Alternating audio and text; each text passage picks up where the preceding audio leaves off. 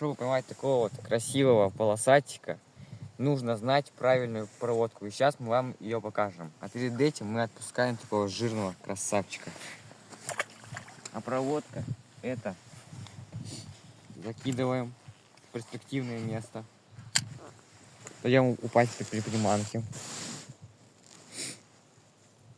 Упала. Даем 3 секунды паузы, потому что вода холодная. Делаем один небольшой подрывчик. И вот такие вот мелкочасточные ударчики. И так делаем дальше.